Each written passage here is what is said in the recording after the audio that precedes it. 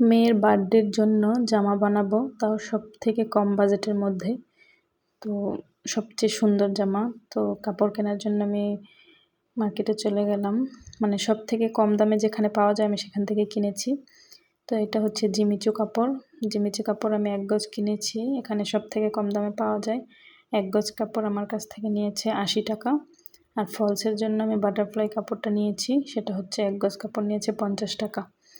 তো ৮০ টাকা আর ৫০ টাকার কাপড় দিয়ে আমি আজকে অনেক সুন্দর একটা জামা বানিয়ে দিব। তো সবসময় যেহেতু আমার মেয়ের জামা কাপড় আমি নিজেই বানিয়ে থাকি, তো বার্থডের সময়ও আমি ভেবেছি যে আমি নিজের হাতেই বানিয়ে দেব, যত কষ্টই হোক না কেন। যদিও এই কাপড়গুলো সেলাই করতে একটু ঝামেলা, একটু কষ্ট হয়, তো তারপর আমি নিজেই বানিয়েছি। নিজে বানিয়ে পরানোর মানে আমার কাছে আনন্দটাই অন্যরকম। তো দেখতেই পাচ্ছেন আমি ওর জন্য সুন্দর করে জামাটা আগে বানিয়ে নিচ্ছি।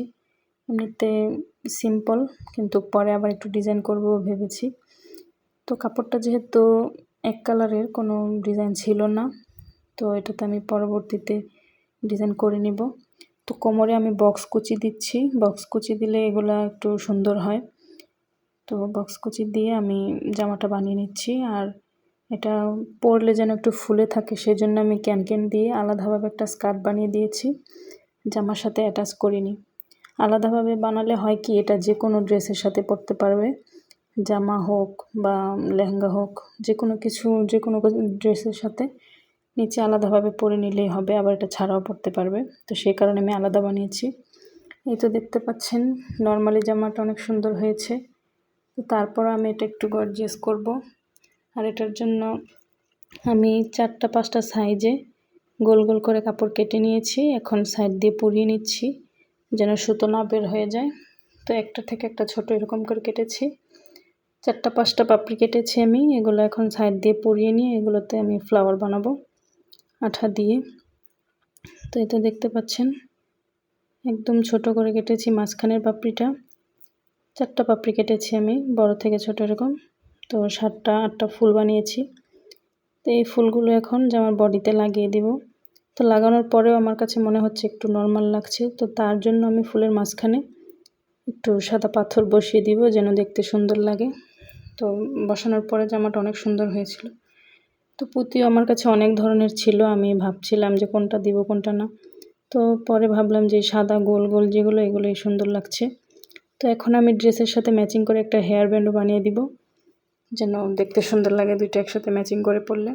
তার জন্য আমি একটা কাপড় নিয়ে নিয়েছি সোজা করে, তারপর সোজা করে কেটে নিয়েছি। তারপর মাঝখান দিয়ে একটা ঘরের মতো করে নিচ্ছি। এই মাঝখান দিয়ে আমি হেয়ার ব্যান্ডটা দিব, দিয়ে তারপর সুন্দর করে একটা ডিজাইন করব।